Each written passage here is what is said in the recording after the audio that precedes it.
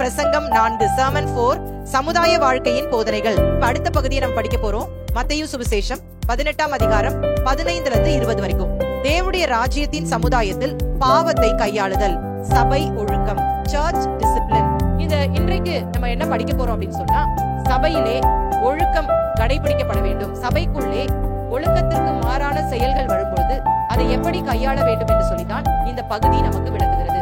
பிரச்சனைகளை எப்படி கையாள வேண்டும், சகோதரனை எப்படி ஆதாயப்படுத்திக் கொண்டாய், நீயும் சோதிக்கப்படாதபடிக்கு உன்னை குறித்து எச்சரிக்கையாயிரு. Church authority given by God and the church discipline. ஆண்டவருக்கு விரோதமாக செயல்களை செய்யும் பொழுது சபை அவர்கள் மேல் காட்டுகிற அந்த அதிகாரத்தை தான் இந்த பகுதி விளக்குகிறது. அப்ப 2 பேராவது 3 பேராவது என் நாமத்தினாலே எங்கே கூடியிருக்கிறார்களோ அங்கே அவரின் நடுவிலே இருக்கிறேன் என்பதின் அர்த்தம் என்ன? அப்படி சூப்பரா ஆன்சர் பண்ணிட்ட பேதுரு அப்படின்னு சொல்லுவாரு இயேசு அப்படின்னு நினைச்சு சொல்லிருப்பாரு நான் நினைக்கிறேன். ஆனா இயேசுடைய பதில் என்ன பாருங்களேன், எப்படி கிறிஸ்து மன்னிச்சாரோ அது போல நீங்க ஒருவருக்கு ஒருவர் மன்னியுங்கள் என்று சொல்லப்பட்டிருக்கிறது. உபாத்திக்கிறவர்கள் என்ன அர்த்தம்? அந்த எங்க கூட சண்டை போட்டவங்க எங்க மூஞ்சிலேயே முழிக்கல, நாங்க அவங்கள பார்க்கவே இல்லை, இல்லாட்டா நாங்க போய் காம்ப்ரமைஸ் பண்ண போனோம், அவங்க ஒத்துக்கல அப்படின்னு சொன்னா நீங்க என்ன பண்ணணும்? இன்றோடு கூட இந்த 4வது இயேசுவின் போதனையான சமுதாய வாழ்க்கையின் போதனை, இந்த கம்யூனிட்டி டிஸ்கோர்ஸ் அப்படின்றத நம்ம முடிச்சிட்டோம். நம்மை ஆளுகை செய்கிற ராஜாவாய் இருக்கிற இயேசு கிறிஸ்துவின் இனிய நாமத்தில் உங்களை நான் வாழ்த்துகிறேன். நாம் தொடர்ந்து மத்தேயு சுவிசேஷத்தை படித்து கொண்டு வருகிறோம். மத்தேயு சுவிசேஷத்துல இப்ப 18ஆம் அதிகாரத்தை நம்ம படிக்கிறோம். அது என்ன அப்படின்னு சொல்லி நம்ம பார்த்திருக்கிறோம். பிரசங்கம் 4 Sermon 4 சமுதாய வாழ்க்கையின் போதனைகள், the community discourse. இது எந்த பகுதியில இருக்கிறது? மத்தேயு 18. இதற்கு என்ன தலைப்பு நாம் கொடுத்திருந்தோம்? ராஜ்யத்தின் பிரஜைகளின் குணங்கள் மற்றும் அணுகுமுறைகள். Matthew chapter 18 qualities and attitudes of the kingdom citizens. இதுல மொத்தம் 35 வசனங்கள் இருக்கிறது என்று சொல்லி நான் சொன்னேன். இத சிறு சிறு தலைப்புகளை கொடுத்து நாம் படித்து கொண்டு வருகிறோம். இதுல முதல் தலைப்பை மட்டும் நம்ம படிச்சிட்டோம். என்ன நம்ம படிச்சிருக்கிறோம்? மத்தேயு 18ஆம் அதிகாரம் 1 முதல் 14 வரை சிறு பிள்ளைகளின் குணநலன்களும் அவர்கள் மீது தேவனின் கரிசனையும், the heart of a child and care for God's little ones. இதுல நம்ம என்னெல்லாம் கற்றுக்கொண்டிருக்கிறோம் இது வரைக்கும்? பரலோக ராஜ்யத்தில் யார் பிரவேசிப்பார்கள் என்ற இந்த கேள்விக்கான பதிலை இயேசு இந்த பகுதியிலே கொடுக்கிறதை நாம் பார்க்கலாம். அதற்கு அவர் விஷுவல் எய்டா என்ன பயன்படுத்தினார்? நான் சொன்னேன், ஒரு சிறு பிள்ளையை. என்னெல்லாம் கற்றுக்கொண்டோம்? முதலாவது மனத்தாழ்மை, விசுவாசம், ஹியூமிலிட்டி அண்ட் ஃபெய்த். இரண்டாவது, சிறியர்களுக்கு உண்மையான சீஷர்களுக்கு இடரலாக இருக்கக்கூடாது.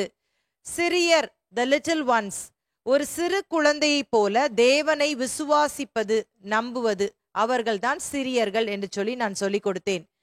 ஸ்டம்பிள், இடரல் என்றால் என்ன அப்படின்றதையும் நம்ம பார்த்தோம்.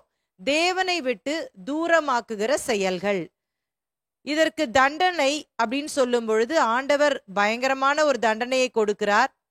ஏந்திர கல்லை கழுத்திலே கட்டி சமுத்திரத்திலே அமிழ்த்துகிறது என்று சொல்லி அவர் சொன்னதை நாம் கற்றுக்கொண்டோம்.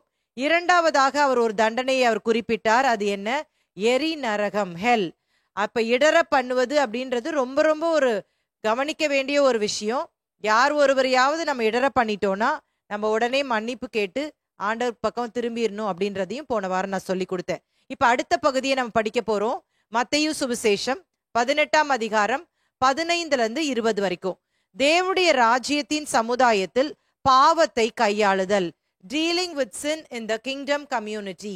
இந்த பகுதி எதை பற்றி பேசுகிறது என்று சொன்னால், சபை ஒழுக்கம், சர்ச் டிசிப்ளின்.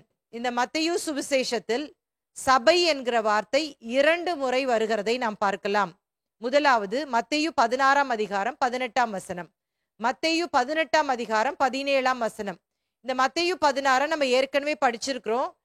மத்தேயு 16:18, மேலும் நான் உனக்கு சொல்லுகிறேன், நீ பேதுருவாய் இருக்கிறாய், இந்த கல்லின் மேல் என் சபையை கட்டுவேன், பாதாளத்தின் வாசல்கள் அதை மேற்கொள்ளுவதில்லை. இந்த அதிகாரத்திலே எந்த இடத்துல வருகிறது என்றது வாசித்து விடுவோம்.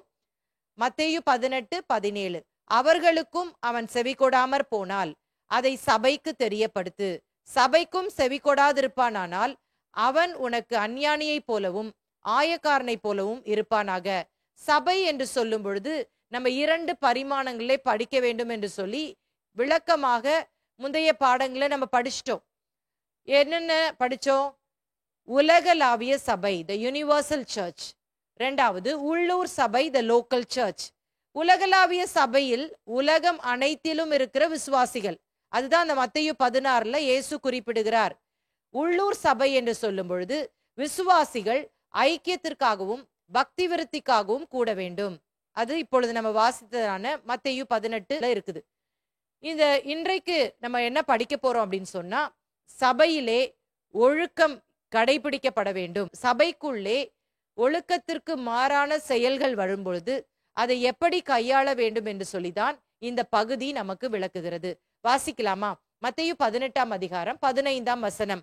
உன் சகோதரன் உனக்கு விரோதமாக குற்றம் செய்தால் அவனிடத்தில் போய் நீயும் அவனும் தனித்திருக்கையில் அவன் குற்றத்தை அவனுக்கு உணர்த்து. அவன் உனக்கு செவி கொடுத்தால் உன் சகோதரனை ஆதாயப்படுத்தி கொண்டாய். யாராவது ஒருத்தர் உங்களை மனசு கஷ்டப்படுத்திட்டாங்களா, உங்களை காயப்படுத்திட்டாங்களா, நீ போய் சண்டை போடுன்னு ஆண்டவர் சொல்லல. அவங்க கிட்ட தனியா போய் நீங்க இந்த மாதிரி என்னை காயப்படுத்திட்டீங்க, இல்லாட்டா நீங்க இந்த மாதிரி தவறு செய்து கொண்டிருக்கிறீர்கள் என்பதை தனியே கூப்பிட்டு அவர்களுக்கு புத்தி சொல்ல வேண்டும் என்று சொல்லி ஆண்டவர் சொல்லுகிறதை பார்க்கலாம். பிரச்சனைகளை எப்படி கையாள வேண்டும் என்பதை நாம் 2 விதங்களிலே நாம் பார்க்க முடியும். முதலாவது நம்ம என்ன சொல்லலாம் அப்படின்னு சொன்னா, நேரடியாக அந்த நபரிடம் போய் பேசுவது. இதுல ஒரு எச்சரிப்பு இருக்கிறது. புறங்கூறவும் கூடாது, புலம்பவும் கூடாது. 2வதாக நீடிய பொறுமையோடு சகித்து கொள்ளுவது. நம்ம பிரச்சனை வந்துச்சு அப்படின்னு சொன்னா நம்ம 2 வகையில அதை கையாளலாம். ஒண்ணு, இயேசு இந்த இடத்துல குறிப்பிட்டிருக்கிற மாதிரி நேரடியாக போய் அந்த நபரிடத்திலே சாந்தத்தோடு அமைதலோடு அதை சொல்லுவது. 2வதாக அவர்கள் செய்த அந்த தவறுகளை நாம் பொறுத்து கொள்வது. சரி, நம்ம சகோதரர் தானே, நம்ம என்ன செஞ்சிடலாம், மன்னிச்சிடலாம் அப்படின்னு சொல்லிட்டு பொறுமையோடு நம்ம செயல்பட வேண்டும். அதை விட்டுட்டு என்ன பண்ணக்கூடாது, புலம்பவோ புறங்கூறவோ கூடாது என்பதிலே நாம் சரியாக இருக்க வேண்டும். அப்ப இந்த இடத்துல போடப்பட்டிருக்கிறது, அவன் உனக்கு செவி கொடுத்தால், என்ன போட்டிருக்குது, அவன் உனக்கு செவி கொடுத்தால் உன் சகோதரனை ஆதாயப்படுத்தி கொண்டாய். இப்ப இந்த இடத்துல உன் சகோதரனை எப்படி ஆதாயப்படுத்தி கொண்டாய்? இப்ப நம்ம போய் சொல்றோம் இல்ல, சொன்ன உடனே என்ன நடக்கும்? ஒண்ணு அவங்க ஏற்றுக்கொள்வாங்க, இல்லைன்னா ஏற்றுக்கொள்ள மாட்டாங்க. 2 ஆன்சர் தான். இப்ப ஏற்றுக்கொண்டாச்சு, அதாவது செவி கொடுத்தால் அப்படின்னா என்ன நடக்குது அப்படின்னு சொல்லி பாருங்களேன். முதலாவதாக இந்த 2 பேருக்குமே அது பிரயோஜனம். அதாவது குற்றம் செய்தவருக்கும் பிரயோஜனம், குற்றத்தை கண்டுபிடித்தவருக்கும் பிரயோஜனம். அதை நம்ம விளங்கி கொள்ளணும். இப்ப ஏன் அப்படி சொல்றேன் நானு? முதலாவது, உன் சகோதரனுடைய ஆத்துமாவை நரகத்திலிருந்து காப்பாற்றி விட்டாய். நம்ம போய் சொல்றதுனால அவர் என்ன பண்றாரு, அவருடைய தவறை உணர்ந்து, ஐயோ நம்ம இப்படி தப்பு பண்ணக்கூடாது, இது நம்ம கர்த்தருடைய பிள்ளைகள், நம்ம இப்படி செய்யக்கூடாதுன்னு சொல்லிட்டு மனம் திரும்பி வந்துருவாங்க. அப்ப அப்படி வரும்போது நம்ம என்ன பண்றோம், அவருடைய ஆத்துமாவை நரகத்தை காப்பாத்திரும். சரியா? 2வது என்ன நமக்கு அதுல இருந்து பெனிஃபிட் கிடைக்குது, நீ புறங்கூறாமல் இருந்தபடியால் உன் ஆத்துமாவை பாவத்தில் விழாமல் காப்பாற்றி விட்டாய். இப்ப நம்ம என்ன பண்ணுவோம், சப்போஸ் இந்த மாதிரி செய்யாம நம்ம என்ன பண்ணி புறங்கூறி பின்னாடி பேசும் பொழுது நம்ம ஆத்துமாவை நம்மளே என்ன பண்ணிக்கிறோம், கெடுத்துடுறோம். அப்ப இது 2மே அவாய்ட் ஆயிருது. அதனாலதான் இங்க போடப்பட்டிருக்கிறது, அவன் உனக்கு செவி கொடுத்தால் நீ அவனை ஆதாயப்படுத்தி கொண்டாய் என்று சொல்லும் பொழுது இந்த 2 விதங்களிலே நாம் பார்க்க முடிகிறது. அடுத்த வசனத்தை நாம் வாசிப்போம். மத்தேயு 18ஆம் அதிகாரம் 16ஆம் வசனம். அவன் செவி கொடாமற் போனால் 2-3 சாட்சிகளுடைய வாக்கினாலே சங்கதிகள் எல்லாம் நிலைவரப்படும்படி 2 உன்னுடனே கூட்டி கொண்டு போ. இப்ப இந்த இடத்துல ஆண்டவர் சொல்றாரு, சப்போஸ் அவன் கேட்கல அப்படின்னு சொன்னா என்ன செய்யணும்? 2 சாட்சிகள், 2-3 பேரை உன் கூட சேர்த்துக்கிட்டு அவங்கள சப்போர்ட்டுக்கு நீ கூட்டிட்டு போ. தனியா போனா அவங்க கேட்கல, அவங்க சொல்லட்டும், பைபிள் அப்படி போட்டிருக்கே பிரதர், ஏன் நீங்க செய்றீங்க இந்த மாதிரி, சிஸ்டர் இந்த மாதிரி தானே நம்ம கற்றுக்கொண்டிருக்கிறோம், நீங்க ஏன் இந்த மாதிரி வேதத்துக்கு புறமான காரியங்களை செய்றீங்க அப்படின்னு சொல்லிட்டு உனக்கு சப்போர்ட்டுக்கு 2 பேர் என்ன பண்ணு, கூட்டிட்டு போ அப்படின்னு சொல்றாருல. இது ஆக்சுவலா பாத்தீங்கன்னா பழைய ஏற்பாட்டுல உபாகமம் 19ஆம் அதிகாரம் 15ஆம் வசனத்துல ஒருவன் எந்த அக்கிரமத்தையாவது எந்த பாவத்தையாவது செய்தான் என்று சொல்லப்பட்டால் ஒரே சாட்சியினால் நியாயம் தீர்க்க கூடாது, 2-3 சாட்சிகளுடைய வாக்கினாலே காரியம் நிலைவரப்பட வேண்டும். இப்ப ஒருவர் செய்வது தவறு அப்படின்னு சொல்லிட்டு நீங்க நினைக்கிறீங்க, உங்க பார்வையில அது தவறா தோன்றுகிறது. ஆனால் இப்ப 2 பிரதர்ஸ்டையோ 2 சிஸ்டர்ஸ்டையோ கர்த்தருடைய பிள்ளைகள்கிட்ட நீங்க சொல்லும் பொழுது, ஏன் பிரதர் இந்த மாதிரி இருக்கக்கூடாது, ஏன் சிஸ்டர் இத மாதிரி இருக்கக்கூடாது அப்படின்னு சொல்லிட்டு அவர்களுடைய அபிப்பிராயங்களும் அங்கே கருதப்படும். இப்ப அவங்களுமே நீங்க சொன்ன காரியத்திற்கு ஒத்து வந்தால், இங்கே சொன்ன மாதிரி நீங்க போய் அந்த குற்றம் செய்த அந்த நபரை சந்தித்து அவருடைய குற்றத்தை உணர்த்த வேண்டும். இல்லாவிட்டால் நாம் நம்மை மாற்றிக்கொண்டு நம்முடைய விசுவாச பயணத்தை தொடர வேண்டும். அப்ப அத என்ன செய்யக்கூடாது, எப்பவுமே ஒரே ஆளா போய் ஒரு காரியத்தை ஜட்ஜ் பண்ணக்கூடாது. அந்த நாட்கள்ல யாராவது ஒருவர் தவறு செய்வார்கள் என்று சொன்னால் 2, 3 சாட்சிகளை கேட்பாங்க. எதன் மூலமா இது தவறுன்னு சொல்ற அப்படின்னு சொல்லிட்டு. இயேசு கிறிஸ்துவனுடைய நாட்கள்ல பாத்தீங்கன்னா, இயேசு கிறிஸ்துவை சிலுவையிலே அறைவதற்காக அங்கே கொண்டு சென்று விட்டார்கள். இப்போ என்ன செய்யணும், இயேசு கிறிஸ்துவை சிலுவையில அறையணும்னா 2, 3 சாட்சிகளை நிறுத்த வேண்டும். வேதம் சொல்லுகிறது, அவர்கள் 2 பொய் சாட்சிகளை இயேசுவுக்கு விரோதமாக நிறுத்தினார்களாம். அதனாலதான் அவர் சிலுவையில அறையப்பட்டார். பழைய ஏற்பாட்டின்படி, மோசேயின் நியாயப்பிரமாணத்தின்படி 2 அல்லது 3 சாட்சிகளை நிறுத்த வேண்டும். அப்பொழுதுதான் என்ன செய்யணும், நியாயம் தீர்க்க வேண்டும் என்பது மோசேயினுடைய கட்டளை. தேவன் இஸ்ரவேல் ஜனங்களுக்கு கொடுத்த கட்டளை. அததான் இங்க இயேசு குறிப்பிடுகிறார்.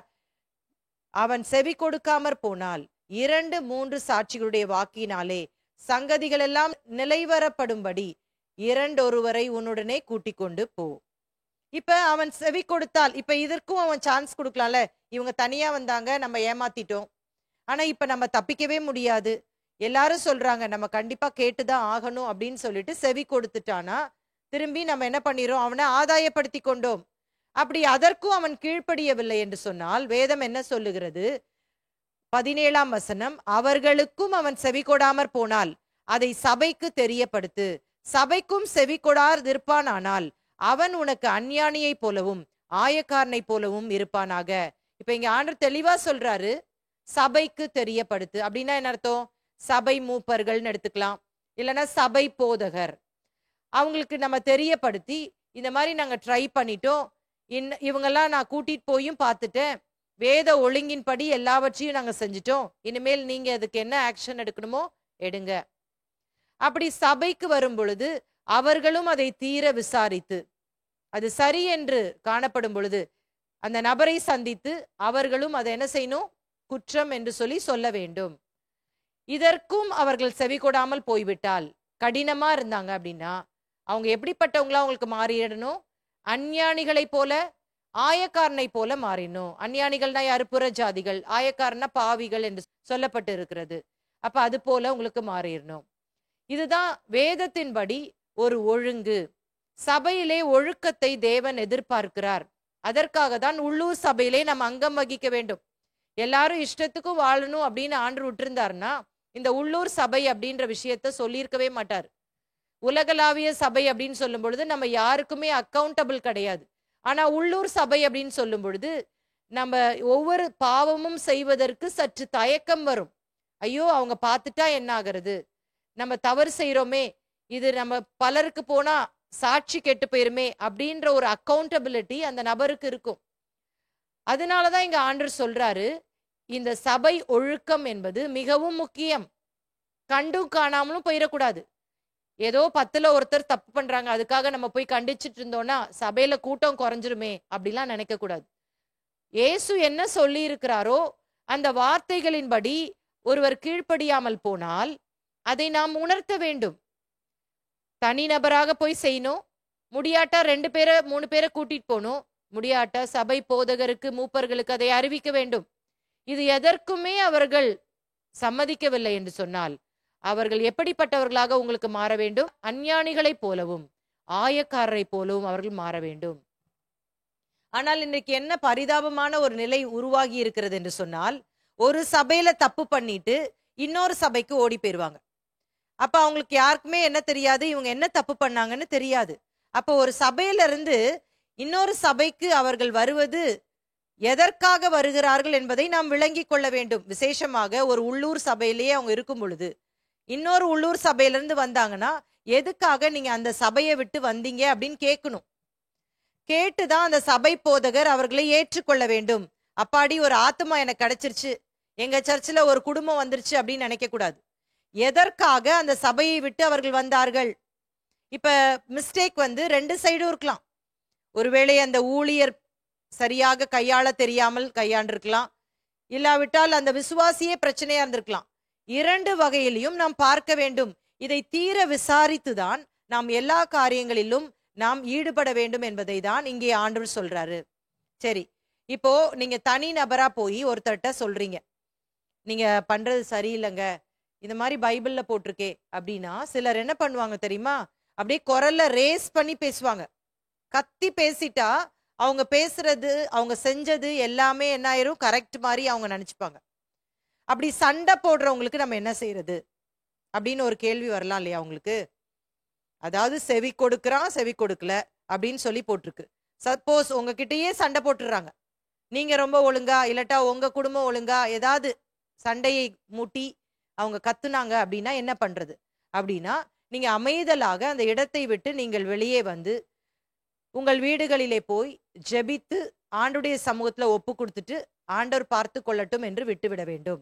இதற்கும் என்ன செஞ்சிடக்கூடாது, புறங்கூறவும் கூடாது, புலம்பவும் கூடாது. இதுதான் சரியான ஒரு கையாளுகிற முறை. அப்ப உங்களுக்கு புரிஞ்சிருக்கும் நான் நினைக்கிறேன். சபை ஒழுக்கம் என்பது என்ன, அதை எப்படி நாம் கையாள வேண்டும் என்பதை நாம் விளங்கி கொள்ள வேண்டும். அப்போஸ்தலனாகிய பவுல் கலாத்திய சபைக்கு சொல்லும் பொழுது கலாத்தியர் 6:1 சகோதரரே, ஒருவன் யாதொரு குற்றத்தில் அகப்பட்டால் ஆவிக்குரியவர்களாகிய நீங்கள் சாந்தமுள்ள ஆவியோடே அப்படிப்பட்டவனை சீர் பொருந்த பண்ணுங்கள், நீயும் சோதிக்கப்படாதபடிக்கு உன்னை குறித்து எச்சரிக்கையாயிரு. நம்ம குற்றம் கண்டுபிடிச்சது நல்ல விஷயம்தான். அதாவது வேண்டுமென்றே குற்றம் கண்டுபிடிப்பதல்ல, அவர்கள் தவறு செய்யும் பொழுது இது தவறு என்பதை கண்டுபிடித்தது நல்ல விஷயம்தான். ஆனா அதை எப்படி நம்ம போய் அவங்க கிட்ட சொல்லணுமா, ஆவிக்குரியவர்களாகிய நீங்கள். நம்ம எப்பவுமே மறந்துடக்கூடாது, நம்ம எந்த பிரச்சனையை சந்திச்சாலும் நம்ம ஒரு கிறிஸ்தவன் அப்படின்றத மறந்துடக்கூடாது, நம்ம ஆவிக்குரியவர்கள் அப்படின்றத மறந்துடக்கூடாது, என்ன வேணாலும் பண்ணலாம் அப்படின்னு நினைக்க கூடாது. அப்ப இங்க போட்டிருக்கு தெளிவா, ஆவிக்குரியவர்களாகிய நீங்கள் எப்படி பண்ணணுமா, சாந்தமுள்ள ஆவியோடே அப்படிப்பட்டவனை சீர் பொருந்த பண்ணுங்கள், அவனுக்கு ஹெல்ப் பண்ணுங்க. சாந்தமா சொல்லுங்க, ஏன் சகோதரரே இப்படி செஞ்சிட்டீங்க, ஏமா இப்படி செஞ்சிட்டீங்க அப்படின்னு என்ன செய்யுங்க, சாந்தத்தோடே நீங்கள் அதை வெளிப்படுத்துங்கள், அவங்கள கரெக்ட் பண்றதுக்கு உதவி செய்யுங்க. நீயும் சோதிக்கப்படாதபடிக்கு உன்னை குறித்து எச்சரிக்கையாயிரு. நம்மளும் அப்படிப்பட்ட பிரச்சனைகள்ல மாட்டிக்கொள்ள கூடாது. எந்த பிரச்சனையை நம்ம பாயிண்ட் அவுட் பண்றோமோ அதுலயே நம்மளும் என்ன பண்ணிடுவோம், விழுந்துருவோம். ஜாக்கிரதையா இருக்கணும். ஆகவே நம்ம என்ன செய்யக்கூடாது, ரொம்ப கவனமாக மற்றவங்க மேல விரலை நீட்ட வேண்டும். அப்படி நீட்டும் பொழுது நம்மை நாமே ஆராய்ந்து பார்க்க வேண்டும். ஏன்னா இயேசு மத்தேயு 7 தெளிவா சொல்லிட்டார், உன் கண்ணுல உத்திரத்தை வைத்து கொண்டு உன்னுடைய சகோதரர் கண்ணில் இருக்கிற துரும்பை நீ பார்க்கலாமா? முதலாவது உன் உத்திரத்தை நீ கிளியர் பண்ணு, அதுக்கு பிறகு துரும்பை நீ எடுத்து போடலான்னு சொல்றாருல. அப்ப நம்ம மற்றவங்களை சொல்றதுக்கு முன்னாடி நான் எப்படி இருக்கேன் அப்படிங்கிறத நம்ம செக் பண்ணிக்கணும். இப்ப இந்த இடத்துல பவுல் சொல்லும் பொழுது ஒண்ணு நம்ம செக் பண்றது, இன்னொன்னு பாருங்களேன், நீயும் சோதிக்கப்படாதபடிக்கு உன்னை குறித்து எச்சரிக்கையா இருன்னு சொல்லும் பொழுது அவங்க கிட்ட போய் நம்ம சொல்றது சாந்தமா சொல்லாம சண்டை போடுற மாதிரி சொல்றது. நம்ம குரலை ரேஸ் பண்ணி சொல்லும் பொழுது இங்க என்ன நடக்குது, நம்ம தப்பு பண்றோம், நம்ம ஆண்டவருக்கு விரோதமா என்ன பண்றோம், பாவம் பண்றோம். ஒருவேளை அவங்க செஞ்சது 100% தவறா இருந்தாலும் நம்ம அவங்கள அணுகுகிற அந்த முறை வித்தியாசமாக இருந்தால் நமக்குள்ள ஒரு பெருமையோடு கூட இருமாப்போடு கூட இவங்க இத்தனை வருஷம் சர்ச்சுக்கு வந்து என்ன பிரயோஜனம் அப்படின்ற ஒரு கோபத்தோடு கூட நாம் அதை செயல்படுத்தினோம் என்று சொன்னால் நம்மளும் விழுவது நிச்சயம் என்பதை தான் இங்கே அப்போஸ்தலனாகிய பவுல் சொல்றார். நீயும் சோதிக்கப்படாதபடிக்கு உன்னை குறித்து எச்சரிக்கையாயிரு. அடுத்த வசனத்தை வாசிப்போம். மத்தேயு சுவிசேஷம் 18 பூலோகத்திலே நீங்கள் எவைகளை கட்டுவீர்களோ அவைகள் பரலோகத்திலும் கட்டப்பட்டிருக்கும், பூலோகத்திலே நீங்கள் எவைகளை அவிழ்ப்பீர்களோ அவைகள் பரலோகத்திலும் கட்டவிழ்க்கப்பட்டிருக்கும் என்று மெய்யாகவே உங்களுக்கு சொல்லுகிறேன். இதே வசனம் நம்ம மத்தேயு 16 சபை, உலகளாவிய சபையை குறித்து பேசப்படும் பொழுது உங்களுக்கு நான் சொல்லி கொடுத்தேன், உங்களுக்கு ஞாபகம் இருக்கும் அப்படின்னு நான் நினைக்கிறேன். மத்தேயு 16:19 பரலோகத்தின் திறவுகோல்களை நான் உனக்கு தருவேன், பூலோகத்திலே நீ கட்டுகிறது எதுவோ அது பரலோகத்திலும் கட்டப்பட்டிருக்கும், பூலோகத்திலே நீ கட்டவிழ்ப்பது எதுவோ அது பரலோகத்திலும் கட்டவிழ்க்கப்பட்டிருக்கும் என்றார். இந்த லூசிங் அண்ட் பைண்டிங், இந்த கட்டுவது கட்டவிழ்ப்பது என்பது என்ன அப்படின்னு நான் உங்களுக்கு சொல்லி கொடுத்தேன். உங்களுக்கு ஞாபகம் இருக்கா? பெர்மிட்டிங் அண்ட் ப்ரோகிபிட்டிங், தடுப்பதையும் அனுமதி கொடுப்பதையும் அது குறிக்கிறது என்று சொல்லி நான் சொன்னேன் தெரியுமா? இது சபையை பற்றி சொல்லும் பொழுதுதான் இயேசு சொல்றாருல, சபையை பற்றி சொல்லிவிட்டு பேதுருவை பார்த்து சொல்றாரு, இந்த அதிகாரத்தை நான் உனக்கு கொடுக்குறேன், பூமியில நீங்க எதை கட்டுறீங்களோ பரலோகத்திலும் அது கட்டப்படும். அதாவது நான் என்ன சொல்லி கொடுத்தேன் உங்களுக்கு ஈஸியா ஞாபகம் வச்சுக்கிறதுக்கு, ஹெவன்லி அத்தாரிட்டி ஆன் எர்த், பரலோகத்தின் அதிகாரம் பூமியிலே பயன்படுத்துவதற்கு அடையாளம். எதற்காக கொடுத்திருக்கிறார்? சபைக்கு இப்பொழுது அதை கொடுக்கிறார். எதற்காக கொடுக்கிறார்? ஒழுக்கத்தை கடைபிடிப்பதற்கு, சபை ஒழுக்கத்தை கடைபிடிப்பதற்கு இந்த அதிகாரத்தை சபைக்கு கொடுத்திருக்கிறார். அப்ப இப்ப ஒருத்தர் தப்பு பண்ணிட்டாங்க, அவங்களை எந்த முறையில நம்ம திருத்தணும்? தனியா போய் பார்க்கணும். முடியாட்டா இரண்டொருவரை கூட்டி கொண்டு போக வேண்டும். அவர்களுக்கும் அவங்க செவி கொடுக்கலனா என்ன பண்ணணும்? சபைக்கு அறிவிக்க வேண்டும். சபைக்கும் அவங்க செவி கொடுக்கலனா அவர்களை என்ன பண்ணணும்? அஞ்ஞானிகளை போல ஆயக்காரரை போல ட்ரீட் பண்ணும். ஒருவேளை சபையை விட்டு கோச்சிக்கிட்டு போயிடலாம் அவங்க. ஆனா நீங்கள் எடுத்த அந்த முடிவு, அவர்களை ஊழியத்துல நீங்கள் பயன்படுத்தாமல், அவர்கள் மன்னிப்பு கேட்கிற வரைக்கும் நீங்கள் பயன்படுத்தாமல் இருந்த அந்த முடிவு, அதை என்ன பண்ணுமா? பரலோகம் அங்கீகரிக்குமா? அதாவது நீங்க பூமியிலே இந்த ஒழுக்கத்தின் அடிப்படையிலே நீங்கள் எடுக்கிற அந்த முடிவுகளை பரலோகம் ஏற்றுக்கொள்ளும். இல்லாட்டா நீங்க என்ன பண்றீங்க? ஓகே, நம்ம மன்னிக்கலாம், அவரை இந்த முறை சான்ஸ் கொடுக்கலாம் அப்படின்னு சொல்லிட்டு நம்ம சான்ஸ் கொடுக்கும் பொழுது அதையும் என்ன பண்ணுமா? பரலோகம் ஏற்றுக்கொள்ளுமா? அதுதான் கட்டுதல் கட்டவிழ்த்தல், ப்ரோகிபிட்டிங் அண்ட் பெர்மிட்டிங். புரியுதா உங்களுக்கு? அப்ப இததான் இங்க ஆண்டவர் தெளிவா சொல்றத பார்க்கலாம். அப்ப பூலோகத்திலே நீங்கள் எவைகளை கட்டுவீர்களோ அவைகள் பரலோகத்திலும் கட்டப்பட்டிருக்கும், பூலோகத்திலே நீங்கள் எவைகளை கட்டவிழ்ப்பீர்களோ அவைகள் பரலோகத்திலும் கட்டவிழ்க்கப்பட்டிருக்கும் என்பதின் அர்த்தம் என்ன அப்படின்னா என்ன அர்த்தம்? சபைக்கு தேவன் கொடுத்திருக்கும் அந்த அதிகாரத்தை பற்றி அது சொல்லுது. Church authority given by God, அந்த சர்ச் டிசிப்ளின். சரிங்களா? அப்ப சர்ச் டிசிப்ளின் அப்படின்றது ரொம்ப ரொம்ப முக்கியம். அவங்க மனம் திரும்புவதற்கு நாம் என்ன செய்யணும்? வழிமுறைகளை உண்டு பண்ணணும். அவங்க மனம் திரும்பாத பட்சத்தில் அவர்களை சபையை விட்டு எக்ஸ்கம்யூனிகேட் பண்ணிடணும். அப்படின்னா என்ன அர்த்தம்? நம்முடைய ஐக்கியத்திலிருந்து அவர்களை நாம் விலக்கி விட வேண்டும். ஒருவேளை அவங்க வரலாம், செய்திகளை மறுபடியும் கேட்கலாம், எல்லாமே பண்ணலாம். ஆனால் அவர்கள் அந்த ஐக்கியத்திலே இல்லை. அவர்கள் மன்னிப்பு கேட்க வேண்டும். சிலரை நான் பார்த்திருக்கிறேன், தவறு செய்வாங்க, போய் அவங்களுக்கு உணர்த்துவோம், எதுவுமே மாற்றமே இருக்காது.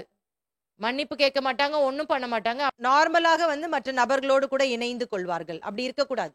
கர்த்தருடைய பிள்ளைகள் தவறு செய்யும் பொழுது, தவறு உணர்த்தப்படும் பொழுது ஒருவரிடத்தில் ஒருவர் மன்னிப்பு கேட்க வேண்டும். தேவனிடத்தில் மன்னிப்பு கேட்டு ஒருவரோடொருவர் ஒப்புரவாக வேண்டும். இதை தேவன் எதிர்பார்க்கிறார். இதுதான் தேவன் பார்வையிலே அங்கீகரிக்கப்படுகிறது என்பதை நாம் விளங்கி கொள்ள வேண்டும். அப்ப இந்த சர்ச் டிசிப்ளின் அதை குறித்து இன்னும் விளக்கமாக ஒரு சிலர் சொல்லி இருக்கிறத நான் இப்ப விளக்கப்படுத்த போறேன். ப்ரூஸ் அப்படின்ற ஒரு வரலாற்று ஆசிரியர் இப்படி சொல்றாரு: The binding and loosing generically exercising judgment on conduct, here specifically treating sin as pardonable or the reverse. பொதுவாக கட்டுதல் மற்றும் கட்டவிழ்த்தல் என்பது நடத்தை மீதான தீர்ப்பை பயன்படுத்துதல். இங்கே குறிப்பாக பாவத்தை மன்னிக்க கூடியதாகவோ அல்லது மனம் திரும்பாத பட்சத்தில் ஐக்கியத்திற்கு வர தடுத்தல் அல்லது கட்டுதல் என்பதாகும். அப்ப நல்லா விளங்கி கொள்ளணும். ஆண்டவருக்கு விரோதமாக செயல்களை செய்யும் பொழுது சபை அவர்கள் மேல் காட்டுகிற அந்த அதிகாரத்தை தான் இந்த பகுதி விளக்குகிறது. அதான் ரொம்ப அழகா சொல்லப்பட்டிருக்கிறது. எக்ஸசைசிங் ஜட்ஜ்மெண்ட் ஆன் கான்டாக்ட், நடத்தை மீதான தீர்ப்பை பயன்படுத்துதல். அது எப்படி இருக்கிறது? ஒண்ணு அதை மன்னிக்கப்பட்ட ஒரு குற்றமாகவோ இல்லாவிட்டால் மன்னிக்கப்படாத குற்றமாகவோ. மன்னிக்கப்பட்ட குற்றம் என்று சொல்லும் பொழுது அந்த நபர் மனம் திரும்பி மன்னிப்பு கேட்கும் பொழுது நம்ம என்ன செய்யணும்? மன்னிக்கணும். அவங்க மனம் திரும்பாம நம்மளே திட்டிட்டு வெளியில போய் இன்னும் மோசமா பேசிட்டு இருந்தாங்கன்னா வேதம் சொல்லுகிறது அவர்களை என்ன செய்ய வேண்டாம், நீங்கள் உங்கள் ஐக்கியத்திலே வைத்துக் கொள்ள வேண்டிய அவசியம் இல்லை என்று சொல்லப்பட்டிருக்கிறது. அப்ப இந்த லோக்கல் சர்ச், இந்த உள்ளூர் சபைக்கு இது ஒரு பெரிய ஒரு கடமை. எல்லா சபையும் இதை கடைபிடிக்க வேண்டும்.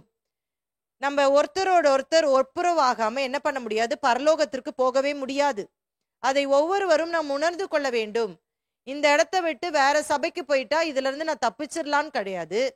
இந்த பாவத்தை விட்டு நான் மனம் திரும்ப வேண்டும். அதுதான் முக்கியமான ஒரு விஷயம். இன்னொரு ஸ்பர்ஜன் அப்படின்ற ஒரு ஊழியக்காரர் சொல்றாரு, each church has the keys of its own door. When those keys are rightly turned by the assembly below, the act is rectified above. ஒவ்வொரு தேவாலயத்திற்கும் அதன் சொந்த கதவுகளின் சாவிகள் உள்ளன. கீழே உள்ள அசம்பிளி, பூமியிலே கட்டுதல் கட்டவிழ்த்தல் மூலம் அந்த சாவிகள் சரியாக திருப்பப்படும் போது அந்த சட்டம் மேலே பரலோகத்தில் கட்டுதல் கட்டவிழ்த்தல் அங்கீகரிக்கப்பட்டது. இங்கே இந்த டிசிப்ளினை எக்ஸசைஸ் பண்ணும் பொழுது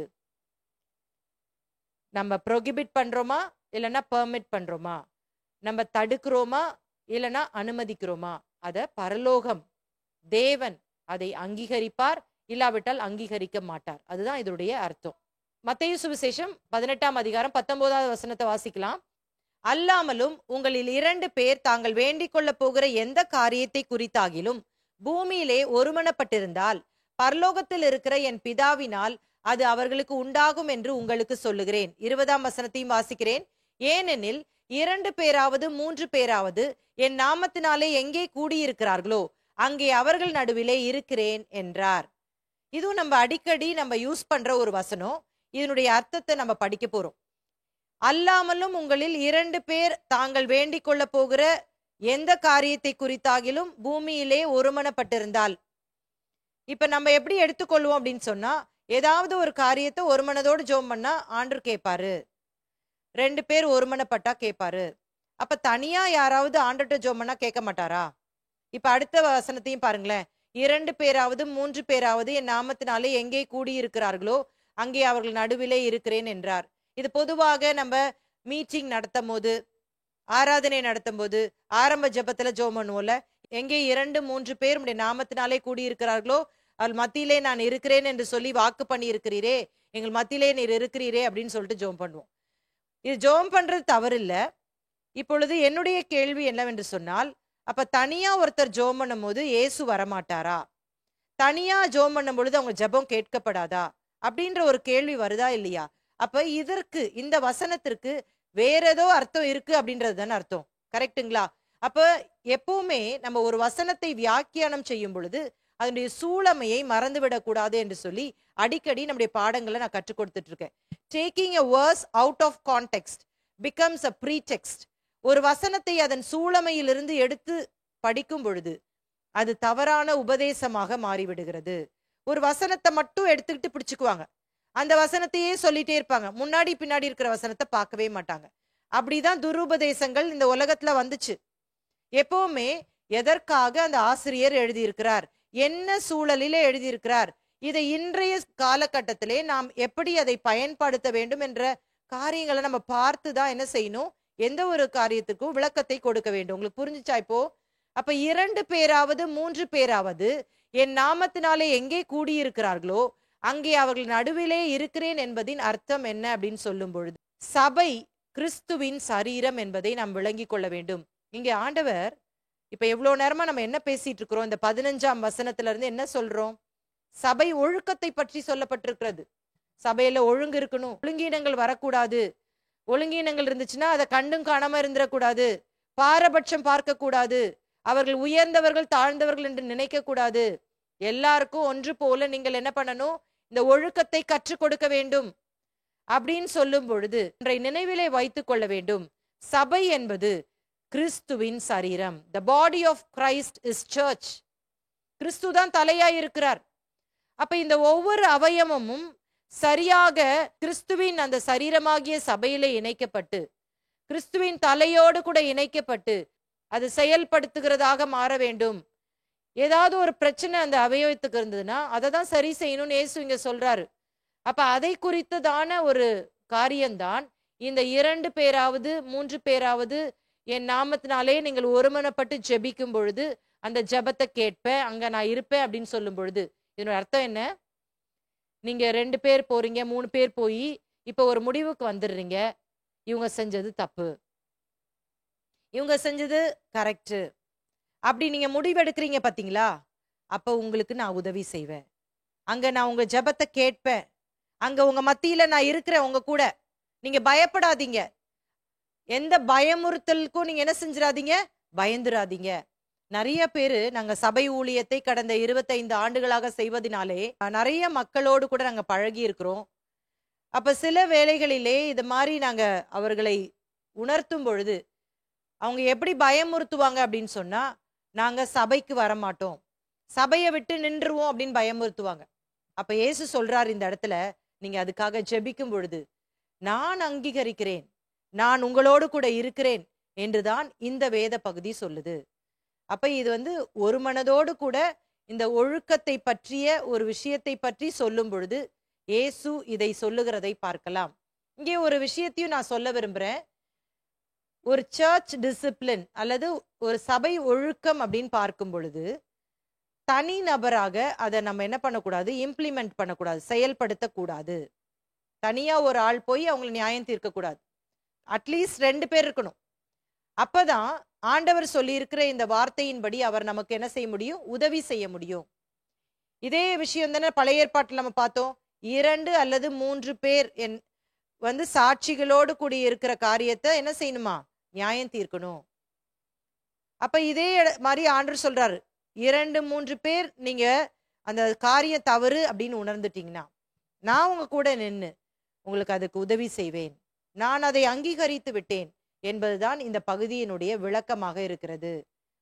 இது இன்னொரு வகையில சொல்லணும்னா, மனித நீதிமன்றத்தின் சட்டம் உபாகம புத்தகத்துல படிச்சோம்ல, இப்பொழுது பரலோகத்தின் நீதிமன்றத்தின் சட்டமாக மாறுகிறது. law of human court becomes law of heavenly court.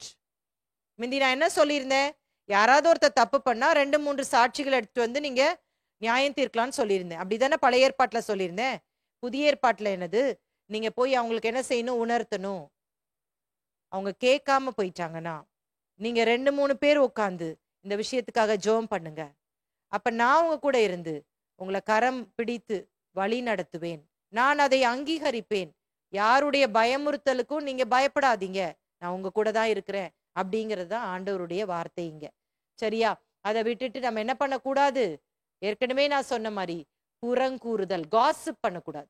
ரொம்ப டேஞ்சர் தெரியுங்களா. நான் 2 விஷயம் சொன்னேன், காசிப் பண்ணக்கூடாது, அதே நேரத்துல தனி நபராக முடிவுகளை எடுக்கக்கூடாது. கண்டிப்பா என்ன செய்யணும், மற்றவங்கள்ட்ட நம்ம அதை பகிர்ந்து கொள்ளணும். இன்னொரு சந்தேகம் உங்களுக்கு வரலாம், காசிப் பண்ணக்கூடாதுன்னு சொல்றீங்களே, அப்ப மற்றவங்கள்ட்ட சொல்லும் பொழுது அது காசிப் தானே அப்படின்னு சொல்லி நீங்க நினைக்கலாம். இப்ப சபை அப்படின்னு எடுத்துக்கொள்ளும் பொழுது அது எல்லாரும் இணைந்து இருக்கிறதா சபை இல்லையா, எல்லாரும் ஐக்கியப்பட்டு இருக்கிறதா சபை. அப்ப சபையில ஒரு நபர் பிரச்சனையா காணப்பட்டார்னா, சபையில ஒருவர் பாவம் செய்தாரானால், சபையில ஒருவர் தேவனுக்கு விரோதமான செயல்களை செய்வார் என்று சொன்னால், கண்டிப்பாக அந்த சபை மக்களுக்கு நம்ம என்ன பண்ணணும், சொல்லணும். எப்படிப்பட்டவங்களுக்கு சொல்லணும் அப்படின்னா, சபையிலே முதிர்ச்சியா இருக்கிறவங்களுக்கு அதை அறிவித்து, இது தவறு அப்படின்றத நீங்க பாக்குறீங்களா அப்படின்னு கேட்கணும் அவங்க கிட்ட. அவங்களையும் உணர வைத்து, நம்ம அதை காசிப் இல்ல, இது சபை ஒழுக்கத்தை பற்றின காரியம் என்பதை அவர்களுக்கு விளங்க வைக்க வேண்டும். எந்த காரியமா இருந்தாலும் பைபிள்ல என்ன போட்டிருக்கு அப்படின்னு பார்த்து அதன்படி நம்ம செயல்படுத்துவோம் என்று சொன்னால் இந்த காரியத்துல நிச்சயமாகவே ஆண்டவர் நம்மோடு கூட உதவி செய்வார். அடுத்த பகுதிக்கு போயிடலாமா? மத்தேயு சுவிசேஷம் 18ஆம் அதிகாரம் 21ஆம் வசனத்திலிருந்து 35ஆம் வசனம் வரைக்கும் வாசிக்கும் பொழுது, தேவனுடைய ராஜ்யத்தின் சமுதாயத்தில் மன்னிப்பு, forgiveness in the kingdom community. இப்ப இயேசு சபை ஒழுக்கத்தை பற்றி பேசிவிட்டு அப்படி மன்னிப்பு கேட்க வராங்கல்ல, அவங்கள நீங்க என்ன பண்ணணும், மன்னிக்கணும் அப்படிங்கிறது தான் பின்வரும் பகுதிகள் நமக்கு விளக்குகிறது. மத்தேயு 18ஆம் அதிகாரம் 21-22. அப்பொழுது பேதுரு அவரிடத்தில் வந்து, ஆண்டவரே, என் சகோதரன் எனக்கு விரோதமாய் குற்றம் செய்து வந்தால் நான் எத்தனை தரம் மன்னிக்க வேண்டும்? 7 தரம் மட்டுமோ என்று கேட்டான். ஏன் அந்த 7 தரம் மட்டுமோ அப்படின்னு சொல்லிட்டு பேதுரு கேட்டாரு? அந்த நாட்கள்ல இருந்த ரபிமார்கள் என்ன போதனை கொடுத்திருந்தாங்க அப்படின்னா, ஒருவர் யாராவது 3 முறைக்கு மேல் தப்பு செஞ்சிருந்தாங்கன்னு வச்சுக்கோங்களேன், நீங்க மன்னிக்க தேவையில்லை, அது ரொம்ப ஜாஸ்தி, 3 முறை நீங்க மன்னிச்சா போதும், அதுக்கு பிறகுலாம் நீங்க மன்னிக்கணும்ன்ற அவசியம் கிடையாது, அவங்கள நீங்க தண்டிக்கலாம் அப்படின்ற ஒரு சட்டமாகவே அவர்கள் வைத்திருந்தார்கள். எதன் அடிப்படையில வைத்திருந்தாங்க அப்படின்னா, ஆமோஸ் 3ஆம் அதிகாரம் 3-13 வரைக்கும் வாசிக்கும் பொழுது ஒரு வசனத்தை மட்டும் வாசித்திடலாம். கர்த்தர் சொல்லுகிறது என்னவென்றால், தமஸ்குவினுடைய 3 பாதங்களின் நிமித்தமும் 4 பாதங்களின் நிமித்தமும் நான் அதன் ஆக்கினியை திருப்ப மாட்டேன். அவர்கள் கீலேயாத்தை இருப்பு கருவிகளால் போரடித்தார்களே. இங்க 3-4 தப்பு பண்ணா நான் ஒண்ணும் பண்ண மாட்டேன் அப்படின்னு சொல்லப்பட்டிருக்குல்ல. இத அவங்க கோட் பண்ணிட்டு 3 தப்புக்கு மேல பண்ணா மட்டும் தண்டனை, அது குறைய பண்ணா தண்டனை வேண்டாம், அவங்கள 3 முறை மன்னிக்கலாம் அப்படின்ற ஒரு வாய்மொழி சட்டத்தை கொடுத்திருந்தாங்க. இப்ப பேதுரு இயேசு கிட்ட கேட்கிறாரு, நான் மன்னிக்கணும் அப்படின்னா 7 தரம் மட்டுமோ? நான் யோசித்து பார்த்தேன், ஏன் இதை 7 தரம், இவங்க 3 முறை மேல மன்னிக்க வேணாம்னு அவங்க ரபிக்கள் சொல்லியிருந்தாங்க. பேதுரு என்ன யோசித்திருப்பாருன்னா, தொடர்ச்சியாக நம்ம இயேசு கிட்ட இருந்து பல பாராட்டுகளை பெற்றுக்கொண்டு வருகிறோம். அன்னைக்கு கேட்டாரு, இந்த ஜனங்கள்லாம் என்னை யாருன்னு சொல்றாங்கன்னு, உண்மை எலியா தீர்க்கதரிசி, எரேமியா தீர்க்கதரிசி, தீர்க்கதரிசிகள் ஒருவர் என்று சொல்லுகிறார்கள் என்று சொன்னாங்க. நீங்க என்ன யாருன்னு சொன்ன உடனே பேதுரு சொல்லிட்டார்ல, நீர் ஜீவன் உள்ள தேவனுடைய குமாரனாகிய கிறிஸ்து. உடனே பேதுருவை பார்த்து சொல்றாரு, இது மாம்சமும் ரத்தமும் உனக்கு வெளிப்படுத்தல, பரலோகத்தின் பிதாதான் வெளிப்படுத்தி இருக்கிறாரு, நீ பேதுருவா இருக்கிறாய், இந்த கல்லின் மேல் நிறைய சொல்லிட்டார், பாராட்ட குவிச்சிட்டார், நிறைய பொறுப்புகளையும் கொடுத்த உடனே பேதுருக்கு அது இருதயத்துல இருந்துட்டு தான் இருந்துச்சு. இப்ப நம்ம 3 முறைன்னு சொல்ல வேண்டாம், பர்ஃபெக்ஷன் 7 முறைன்னு சொல்லிடுவோம். அதுதானே பரிபூர்ணமான ஒரு நம்பர். அதனால இப்ப நான் நினைக்கிறேன் ஏசு கிட்ட கேட்டிருப்பாரு, 7 தரம் மட்டும் மன்னிக்குமா? உடனே பேதுரு நினைச்சிருப்பாரு, இந்த முறையும் வாவ் பேதுரு நீ சூப்பரா ஆன்சர் பண்ணிட்ட பேதுரு அப்படின்னு சொல்லுவாரு ஏசு அப்படின்னு நினைச்சு சொல்லியிருப்பாருன்னு நான் நினைக்கிறேன். ஆனா ஏசுடைய பதில் என்ன பாருங்களேன், 22ஆம் வசனம். அதற்கு ஏசு, 7 தரம் மாத்திரமல்ல 7-70 தரம் மட்டும் என்று உனக்கு சொல்லுகிறேன். 7-70 தரம் அப்படின்னா என்ன அர்த்தம்? 770 டைம்ஸ். 7 into 70 என்னது? 490, 490. ஃபர்ஸ்ட் வாட்டி மன்னிச்சிட்டோம், அப்ப 489. ரெண்டாவது வாட்டி மன்னிக்கிறோம் 488 அப்படின்னு இல்லை, ஒவ்வொன்றும் கணக்கு வச்சு 490 முறை வந்தவொடனே ஏசு சொன்ன மாதிரி நான் 490 முறை மன்னிச்சுட்டேன், அதனால இனிமேல் மன்னிக்க மாட்டேன் அப்படின்னு நீங்க ஆண்டவர் சொல்ல, அந்த அர்த்தத்துல சொல்லல. ஆண்டவர் என்ன சொல்றாருன்னா, மன்னிப்பு கேட்டாங்கன்னா நீங்க மன்னிப்பு கொடுக்கணும். அதுக்குதான் இங்க சொல்றாரு 7-70 தரம் மட்டும். ரொம்ப ஷாக் ஆயிருக்கும்ல இந்த சீஷர்களுக்கெல்லாம். அதை விளக்குவதற்காக தான் பின்வரும் உவமையை ஆண்டவர் சொல்லுகிறதை பார்க்கலாம். நம்ம ஒன்றை நினைவில் வைத்துக் கொள்ள வேண்டும், நம்ம எல்லாருமே பாவிகள். ஆதாம் மூலமாக நம்ம எல்லாருமே பாவ சந்ததியிலே பிறந்திருக்கிறோம். ஆனால் இயேசு கிறிஸ்து பாவியாய் இருந்த நமக்கு தான் அவர் தம்முடைய விலையேற பெற்ற ரத்தத்தை சிந்தி மன்னிப்பை கொடுத்திருக்கிறார். அவர் கிருபையை அளவில்லாமல் நம்மேல் பொழிந்தது போல நாமும் ஒருவரை ஒருவர் அளவில்லாமல் மன்னிக்க வேண்டும் என்று சொல்லி தேவன் எதிர்பார்க்கிறார். அதனாலதான் மத்தேயு சுவிசேஷம் 6ஆம் அதிகாரத்திலே இயேசு கிறிஸ்து கர்த்தருடைய ஜெபம் என்று சொல்லப்படுகிற அந்த ஜெபத்தை சீஷர்கள் கற்றுக் கொடுக்கும் பொழுது, எங்கள் கடனாளிகளுக்கு நாங்கள் மன்னிக்கிறது போல எங்கள் கடன்களை எங்களுக்கு மன்னியும் என்று சொன்னது மாத்திரமல்ல, 14-15 வசனத்தை வாசிக்கும் பொழுது, மனுஷருடைய தப்பிதங்களை நீங்கள் அவர்களுக்கு மன்னித்தால் உங்கள் பரமபிதா உங்களுக்கும் மன்னிப்பார், மனுஷருடைய தப்பிதங்களை நீங்கள் அவர்களுக்கு மன்னியாதிருந்தால் உங்கள் பிதா உங்கள் தப்பிதங்களையும் மன்னியாதிருப்பார். அன்றைக்கு நான் உங்களுக்கு சொல்லி கொடுத்தேன் மன்னிப்பு என்பது எவ்வளவு முக்கியம் அப்படின்னு சொல்லிட்டு விளக்கமாக நம்ம படித்தோம். மன்னிக்காம இருந்தா கூட நமக்கு வியாதிகளை கொடுக்கிறது என்று சொல்லி நான் கற்றுக் கொடுத்தேன். சிம்டம்ஸ் ஆஃப் அன்ஃபர்கிவ்னஸ் அப்படின்னு சொல்லும் பொழுது ஹார்ட் அட்டாக், பிபி, டயபெட்டிக் போன்ற பயங்கரமான கொடிய வியாதிகள் நம்மை தாக்கும் என்று சொல்லி நான் கற்றுக் கொடுத்தேன். இயேசு தெளிவாக சொல்றார், நீங்க மன்னிச்சீங்கன்னா மன்னிப்பார், நீங்க மன்னிக்காம போனீங்கன்னா உங்கள் பாவங்களும் மன்னிக்கப்படுவதில்லை என்று சொல்லி ஏற்கனவே மலை பிரசங்கத்துல சொல்லிட்டார் தான். இன்னொரு முறை கூட இந்த சபை ஒழுக்கத்தை பற்றி கற்றுக் கொடுக்கும் பொழுது, சபையே, சீஷர் கூட்டமே, ஒருவரை மன்னிக்கணும்னா நீங்க எந்த அளவுக்கு மன்னிக்கணும்? 7-70 தடவை நீங்க மன்னிக்கணும். அவங்க மன்னிப்பு கேட்கிறாங்கல்ல, அப்ப நீங்க என்ன செஞ்சிடணும்? மன்னிக்கணும். இதுதான் என்னுடைய கோட்பாடு, இதுதான் என்னுடைய பிரின்சிபல் அப்படின்னு சொல்லிட்டு ஆண்டவர் இந்த காரியத்தை சொல்றாரு. ஜாக்கிரதை, நீங்க மன்னிக்க மாட்டேன்னு சொன்னா நான் உங்களை மன்னிக்க மாட்டேன் அப்படின்ற விளக்குகிற ஒரு உவமையை தான் நம் பின்வரும் வசனங்களில் நம்ம வாசிக்க போகிறோம். எபேசியர் 4ஆம் அதிகாரம் 32ஆம் வசனத்திலே பவுல் சொல்லும் பொழுது, ஒருவருக்கொருவர் தயவாயும் மன உருக்கமாயும் இருந்து கிறிஸ்துவுக்குள் தேவன் உங்களுக்கு மன்னித்தது போல நீங்களும் ஒருவருக்கொருவர் மன்னியுங்கள். ஒருவேளை உங்கள் வாழ்க்கையிலே பயங்கரமான ஏதாவது சம்பவங்கள் நடந்திருக்குமானால், ஐயோ இந்த காரியத்தை நான் எப்படி மன்னிக்க முடியும், என்னால் மறக்கவே முடியவில்லையே, இவ்வளவு அதிகமாக எனக்கு கெடுதல் செய்து விட்டார்களே அப்படின்னு நீங்க யோசிச்சீங்கன்னா, ஒன்றை மாத்திரம் நீங்கள் யோசியுங்கள். நீங்கள் எந்த விதத்திலும் தகுதியற்றவர்களாக இருந்த பொழுது, நாம் அக்கிரமம் செய்து கொண்டிருக்கும் பொழுது, நாம் பாவிகளாய் இருக்கும் பொழுது, இயேசு நம்முடைய பாவங்களை மன்னித்தாரே. அந்த பாவத்தை விட இவர்கள் செய்தது மிக கொடியதா? இல்லவே இல்லை. பாவம்தான் மிக கொடியது என்பதை நாம் மறந்துவிடவே கூடாது. ஆகவே என்ன சொல்லப்பட்டிருக்கிறது? கிறிஸ்து உங்களுக்கு மன்னித்தது போல. எப்படி கிறிஸ்து மன்னிச்சாரோ அது போல நீங்க ஒருவருக்கொருவர் மன்னிங்கள் என்று சொல்லப்பட்டிருக்கிறது. மன்னிப்பை கற்றுக் கொடுக்கிற ஒரு உவமையை இயேசு கீழ்வரும் வசனங்களிலே விளக்கப்படுத்துகிறதை பார்க்கலாம். மத்தேயு 18ஆம் அதிகாரம் 23 35 வரைக்கும் வாசிக்கும் பொழுது அந்த மன்னிப்பு, ஃபர்கிவ்னஸ், அதை பத்தி சொல்றார். வாசிக்கலாம். மத்தேயு 18ஆம் அதிகாரம் 23ஆம் வசனம்.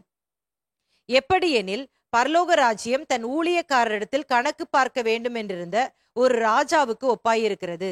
அவன் கணக்கு பார்க்க தொடங்கின போது 10,000 தாலந்து கடன்பட்டவன் ஒருவனை அவனுக்கு முன்பாக கொண்டு வந்தார்கள். கடனை தீர்க்க அவனுக்கு நிர்வாகம் இல்லாதபடியால் அவனுடைய ஆண்டவன் அவனையும் அவன் பெண்ஜாதி பிள்ளைகளையும் அவனுக்கு உண்டான எல்லாவற்றையும் விற்று கடனை தீர்க்கும்படி கட்டளையிட்டான். 10,000 தாலந்து, அது என்ன அப்படின்னா 10,000, அதுதான் 10,000 பழைய தமிழ்ல சொல்லுவாங்க. 10,000 தாலந்து இப்ப இன்னைக்கு நம்ம வேல்யூ பார்த்தோம்னா $12 மில்லியன், அல்லது US டாலர்ஸ் சொல்லணும்னா $1 பில்லியன். சரியா? அப்ப அவ்வளவு கடனை தான் இந்த ராஜா கிட்ட இந்த வேலைக்காரன் பட்டிருக்கிறான். இப்போ என்ன ஆகுது? அந்த ராஜா சொல்றாரு, உடனே உன்னுடைய கடனை திருப்பி கொடு, இல்லாட்டா நீ உன்னுடைய மனைவி பிள்ளைகள் எல்லாம் விற்று எனக்கு கடனை திருப்பி கொடு அப்படின்னு சொன்ன உடனே இந்த ஊழியக்காரன் என்ன பண்றான்னு பாருங்க. 26, 27. அப்பொழுது அந்த ஊழியக்காரன் தாழ விழுந்து வணங்கி, ஆண்டவனே, என்னிடத்தில் பொறுமையாயிரும், எல்லாவற்றையும் உமக்கு கொடுத்து தீர்க்கிறேன் என்றான். அந்த ஊழியக்காரனுடைய ஆண்டவன் மனதிறங்கி அவனை விடுதலை பண்ணி கடனையும் அவனுக்கு மன்னித்து விட்டான். இப்ப உடனே காலில் போய் விழுந்து, என்னுடைய மனைவி பிள்ளைகள்லாம் விற்க முடியாது, தயவு செய்து என்னை மன்னிச்சிருங்க, நான் பட்ட கடன் ரொம்ப ஜாஸ்தி. நமக்கு தெரியும்ல, $1 பில்லியன், $1 மில்லியன் எங்க கட்ட முடியும்? முடியவே முடியாது. அப்ப இந்த ராஜா என்ன பண்றாரு? மனம் இறங்கி இந்த ஊழியக்காரனை மன்னிக்கிறார். அப்புறம் என்ன நடக்குது பாருங்க. மத்தேயு 18ஆம் அதிகாரம் 28ஆம் வசனம். அப்படி இருக்க அந்த ஊழியக்காரன் புறப்பட்டு போகையில் தன்னிடத்தில் 100 வெள்ளி பணம் கடன் பட்டிருந்தவனாகிய தன் உடன் வேலைக்காரரில் ஒருவனை கண்டு அவனை பிடித்து தொண்டையை நெறித்து, நீ பட்ட கடனை எனக்கு கொடுத்து தீர்க்க வேண்டும் என்றான். அப்பொழுது அவனுடைய உடன் வேலைக்காரன் அவன் காலிலே விழுந்து, என்னிடத்தில் பொறுமையாயிரும், எல்லாவற்றையும் உமக்கு கொடுத்து தீர்க்கிறேன் என்று அவனை வேண்டிக் கொண்டான். இப்ப மன்னிப்பை பெற்ற இந்த வேலைக்காரன் போயிட்டு இருக்கிறான். போகும்போது இவன் கிட்ட 100 வெள்ளி பணம் கடன் பட்ட ஒருத்தன் வரான். 100 வெள்ளி பணம் எங்க இருக்கு? 10,000 அந்த தாலந்து எங்க இருக்குது? நான் சொன்னேன் $1 பில்லியன் US எங்க இருக்கு? 100 வெள்ளி பணம்னா ஒரு நாளுக்கு 1 வெள்ளி பணம் என்று சொல்லப்பட்டிருக்கிறது. அப்ப 100 நாள் கூலி தான். இது ரொம்ப குறைவான ஒரு விஷயம். இப்போ இவன் கடன் திருப்பி கொடுன்னு கேட்ட உடனே இவன் கடன் பட்டவன் என்ன பண்றான்? என்னால முடியல அப்படின்னு சொல்றான். இவன் சொல்றான், அதெல்லாம் முடியாது.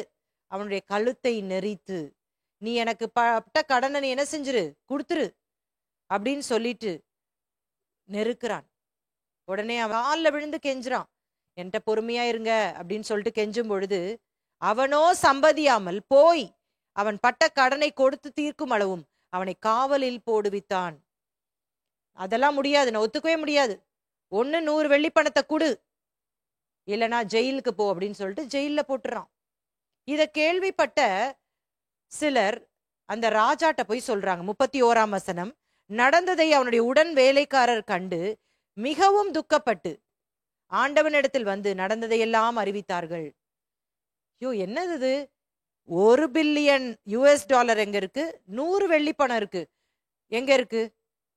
எட்டி பிடிக்க முடியாத அந்த கடனை அந்த ராஜா இவனுக்கு மன்னிச்ச போதும் வெறும் 100 வெள்ளி பணத்தை இவனுக்கு கடன் பட்டு நம்மளால மன்னிக்க முடியலையே அப்படின்னு ரொம்ப துக்கம் வந்துருச்சு மற்றவங்களுக்குலாம். ராஜாட்ட போய் சொல்றாங்க. சொன்னா அவருக்கு பயங்கர கோவம் வந்துருது. 32ஆம் வசனம், அப்பொழுது அவனுடைய ஆண்டவன் அவனை அழைப்பித்து, பொல்லாத ஊழியக்காரனே, நீ என்னை வேண்டு கொண்டபடியினால் அந்த கடன் முழுவதையும் உனக்கு மன்னித்து விட்டேன். நீ எவ்வளோ கெஞ்சின என்கிட்ட, அதனால தானே நான் உனக்கு மன்னிச்சேன். ஏன் நீ இப்படி பண்ண அப்படின்னு சொல்லிட்டு சொல்றாரு. 33ஆம் வசனம், நான் உனக்கு இறங்கினது போல நீயும் உன் உடன் வேலைக்காரனுக்கு இறங்க வேண்டாமோ என்று சொல்லி அவனுடைய ஆண்டவன் கோபம் அடைந்து அவன் பட்ட கடனை எல்லாம் தனக்கு கொடுத்து தீர்க்கும் அளவும் உபாத்திக்கிறவர்களிடத்தில் அவனை ஒப்பு கொடுத்தான். உபாத்திக்கிறவர்கள் என்ன அர்த்தம்னா டார்ச்சரஸ், டார்ச்சர் பண்றவங்ககிட்ட அவனை ஒப்பு கொடுத்தானா. நான் உனக்கு இறங்கின மாதிரி நீ ஏன் மற்றவங்களுக்கு இறங்கல? அதனால நீ கடனை கொடுக்குற வரைக்கும் நீ எங்க போகணும்? அந்த டார்ச்சரஸ்ட போயிரு அப்படின்னு சொல்லிட்டு இயேசு கிறிஸ்து ஒரு விஷயத்தை இங்க சொல்லி கொடுக்கிறாரு பாருங்களேன். 35ஆம் வசனம், நீங்களும் அவனவன் தன் சகோதரன் செய்த தப்பிதங்களை மனப்பூர்வமாய் மன்னியாமற் போனால் என் பரமபிதாவும் உங்களுக்கு இப்படியே செய்வார் என்றார். நீங்க உங்க சபைக்கு வர விசுவாசிகளை, உங்கள் உடன் சகோதரர்களை நீங்கள் மன்னிக்காம போயிட்டீங்கன்னா பரமபிதா நீங்க பண்ண தப்பியும் மன்னிக்க மாட்டார். அப்படின்னா என்ன அர்த்தம்? இந்த உவமையின் மூலமாக நம்ம என்ன தெரிந்து கொள்கிறோம்னா, நம்ம மன்னிக்கப்பட்டு ரட்சிக்கப்பட்டு இன்னைக்கு சபையில சீஷர்களா இருக்கிறோம். இப்போ சக உறவுகளிலே விரிசல் வரும் பொழுது அந்த மன்னிக்க கூடாதபடிக்கு நம்ம மன்னிக்கிற சுவாபம் நமக்கு இல்லை அப்படின்னா, ஏற்கனவே நீங்க மன்னிக்கப்பட்ட விஷயத்துல ஆண்டவர் வாபஸ் வாங்கி அதை திரும்ப பெற்றுக்கொண்டு உங்களை மன்னிக்காம போயிடுவாராம். சீஷர்களே, உங்கள் பெயர் ஜீவ புஸ்தகத்துல எழுதினது உண்மைதான், உங்கள் பாவங்கள் மன்னிக்கப்பட்டது உண்மைதான். ஆனால் நீங்கள் இன்றைக்கு மற்றவர்களை மன்னிக்காததினாலே உங்களுடைய பரமபிதா என்ன பண்ண மாட்டாரு? உங்கள் பாவங்களை மன்னிக்க மாட்டார். அப்படின்னா என்ன அர்த்தம்? சரி, மன்னிக்காம போனா போட்டும் அப்படின்னு சொல்லிட்டு விட்டுற முடியாது. பரலோகத்துக்கு யார் போக முடியும் அப்படின்னு ஒரு குவெஸ்டின் கேட்டா, மன்னிக்கப்பட்ட கூட்டம் தான் பரலோகத்துக்கு போக முடியும். மன்னிக்கப்படாதவர்கள் எங்க போக முடியாது? பிதாவை பார்க்க முடியாது. அப்ப இங்க என்ன ஆண்டவர் சொல்றாரு? பிதா உங்களை மன்னிக்க மாட்டார் அப்படின்னா நீங்க பரலோகத்துக்கு போற ஸ்லாக்கியத்தை இழந்துட்டீங்க. பரலோகத்துக்கு உங்களால போக முடியாது அப்படிங்கிற ஒரு விஷயத்தை தான் எச்சரிப்பா இங்க சொல்றாரு. மனப்பூர்வமாய் மன்னியாமற் போனால் பிதா மன்னிக்க மாட்டார். பிதா மன்னிக்கவில்லை என்றால் பரலோகம் போக முடியாது அப்படின்ற எச்சரிப்பை கொடுக்கிறார். நாம் ஜாக்கிரதையாக இருக்க வேண்டும். இந்த விஷயத்தை நம்ம ரொம்ப கேர்ஃபுல்லா டீல் பண்ணும். யாக்கோபுல வாசிக்கிறோம். யாக்கோபு நிருபக்காரன் சொல்லும்போது 2:13, ஏனென்றால் இரக்கம் செய்யாதவனுக்கு இரக்கமில்லாத நியாய தீர்ப்பு கிடைக்கும், நியாய தீர்ப்புக்கு முன்பாக இரக்கம் மேன்மை பாராட்டும். இயேசு கிறிஸ்து சிலுவையிலே தொங்கிக் கொண்டிருக்கிறார். தான் நேசித்த ஜனங்கள், அவர்களுக்காக எவ்வளோ பிரயாசப்பட்ட ஜனங்கள் அவருக்கு விரோதமாக எழும்பி அவரை கொலை செய்வதற்காக இப்பொழுது சிலுவையிலே அறைந்திருக்கிறார்கள். அவர் சொல்லல, நன்றி கெட்ட சீஷர்களே என்று சொல்லி சீஷர்களை பார்த்தோ, நன்றி கெட்ட ஜனங்களே, உங்களுக்காக தானே நான் வந்தேன், எவ்வளோ நன்மையை என்கிட்ட அனுபவிச்சிங்க, என் முதுகலை குத்திட்டீங்க பாத்தீங்களா, என் உப்பை சாப்பிட்டுட்டு என்னையே நீங்க திருப்பிட்டீங்க பாத்தீங்களா, என்னையே கொலை செய்ய துணிஞ்சிட்டீங்க பாத்தீங்களா அப்படின்னு சொல்லல. அவருடைய முதல் வார்த்தை சிலுவையிலே தொங்கின பொழுது அவர் என்ன சொல்றாரு? பிதாவே, இவர்களுக்கு மன்னியும், தாங்கள் செய்கிறது இன்னதென்று அறியாதிருக்கிறார்களே என்றார். அந்த ஒரு கஷ்டமான சூழ்நிலையில கூட அவர் சொல்றாரு, இவர்கள் செய்வது இன்னதென்று அறியாமல் செய்கிறார்கள். நம்முடைய மன்னிப்பு எந்த எக்ஸ்டென்ட்டுக்கு இருக்கணும்ன்றதுதான் இங்க ஆண்டவர் சொல்றாரு. உங்களுக்கு விரோதமாக உங்களை கொலை செய்ய கூட நினைத்த கூட்டமா இருக்கலாம். கொலை செய்ய அப்படின்னா ஒருவேளை சரீரத்தை கொலை செய்யாம உங்க கேரக்டரை கொலை செய்தவர்களா இருக்கலாம். கேரக்டர் அசாசினேஷன் சொல்லுவாங்க ஆங்கிலத்துல. அப்படிப்பட்டவர்களையும் நீங்கள் மன்னிக்க வேண்டும். இங்கே உங்களுக்கு ஒரு கேள்வி வரலாம். அந்த எங்க கூட சண்டை போட்டவங்க எங்க மூஞ்சிலேயே முழிக்கல, நாங்க அவங்கள பார்க்கவே இல்லை, இல்லாட்டா நாங்க போய் காம்ப்ரமைஸ் பண்ண போனோம், அவங்க ஒத்துக்கல அப்படின்னு சொன்னா நீங்க என்ன பண்ணணும்? தேவனிடத்துல கேட்கணும், ஆண்டவரே, அவர்களை நான் மனப்பூர்வமாய் மன்னித்து விட்டேன், எனக்குள்ள ஒரு சுத்த மனசாட்சியை நீர் சிருஷ்டியும், நான் கிளீன் ஹார்ட்டா உம்முடைய சமூகத்துல இருக்க எனக்கு பலன் தாரும் என்று சொல்லி அவங்க மேல இருக்கிற அந்த கசப்புகள் எல்லாவற்றையும் எடுத்து போட்டு விட வேண்டும். ஒருவேளை அப்படிப்பட்ட நடந்த சம்பவங்கள் உங்கள் வாழ்க்கையில ஒரு ஹிஸ்டரியா இருக்கலாம், நடந்த ஒரு கதையா இருக்கலாம். ஆனால் அந்த நடந்த சம்பவத்தை நீங்கள் நினைக்கும் பொழுது உங்களுக்கு அழுகை வரக்கூடாது. அதுதான் ஒரு அடையாளம். உங்களுக்கு அழுக வந்துச்சுன்னா இன்னும் அவங்க மேல கசப்பு வச்சிருக்கீங்கன்னு தான் அர்த்தம். நீங்க சொல்லலாம், ஒருவேளை நான் மன்னிச்சிட்டேனேன்னு. எப்பெல்லாம் அதை நினைக்கிறீங்களோ உங்களுக்கு அழுக வருதா, அப்பனா இன்னும் நீங்க மனப்பூர்வமா மன்னிக்கலன்னு அர்த்தம். ஆண்டவரே, எனக்கு ஒரு சுத்த மனசாட்சி எனக்கு தாரும், நான் மன்னிக்கிற அந்த இருதயத்தை எனக்கு தாங்க, மறக்கக்கூடிய அந்த கிருபையை தாங்கன்னு ஆண்டவர்கிட்ட நம்ம கேட்கணும். அப்ப இயேசு கிறிஸ்து பேசின அந்த 7 வார்த்தைகள்ல முதலாவது என்னது? இவர்களை மன்னியும். நாமும் இயேசு கிறிஸ்துவின் சீஷர்களா இன்றைக்கு இருக்கிறோம்.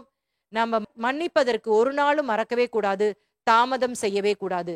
உங்க பார்ட்ல நீங்க செய்ய வேண்டியதை சரியா செஞ்சிடணும். அடுத்தவங்களை நீங்க மாற்றவும் முடியாது, அவங்கள மன்னிப்பு கேட்க வைக்கவும் ஃபோர்ஸ் பண்ண முடியாது. அது அவங்களுடைய பார்ட், அது அவங்க செய்யணும், அது அவங்களுடைய ரெஸ்பான்சிபிலிட்டி. அப்ப உங்களுடைய பொறுப்பை நீங்கள் செய்ய வேண்டும். மற்றவர்களை குறித்து நீங்கள் ரொம்ப புலம்பி ஏன் இப்படி பண்ணாங்க, இன்னுமே மன்னிப்பு கேட்கலன்னு புலம்ப வேண்டிய அவசியம் இல்லை. நீங்கள் தேவனுக்கு முன்பாக ஒரு தெளிந்த ஒரு மனதோடு கூட ஒரு கிளியர் கான்சியஸா நீங்க இருக்கணும் அப்படின்றதுதான் இங்க இயேசு நமக்கு கற்றுக் கொடுக்கிறார். அப்ப இந்த பாடத்திலிருந்து நாம் என்ன கற்றுக்கொண்டோம்? சபை ஒழுக்கம், சர்ச் டிசிப்ளின். அதுல முக்கியமா நம்ம பார்க்கிறது மன்னிப்பு, ஃபர்கிவ்னஸ். ஃபர்கிவ்னஸ் இல்லைன்னா என்ன நடக்கும் அப்படின்றத விளக்கமா இந்த பகுதியிலிருந்து நம்ம கற்றுக்கொண்டோம். இதை மறுபடியும் நீங்கள் தியானியுங்கள். இந்த 18ஆம் அதிகாரத்துல சொல்லப்பட்டிருக்கிற எல்லா விஷயங்களையும் நீங்க மறுபடியும் நீங்க ஒவ்வொரு நாளும் தியானிங்க. இந்த பகுதியை எடுத்து வாசிங்க. இன்றோடு கூட இந்த 4வது இயேசுவின் போதனையான சமுதாய வாழ்க்கையின் போதனை, த கம்யூனிட்டி டிஸ்கோர்ஸ் அப்படின்றத நம்ம முடிச்சிட்டோம்.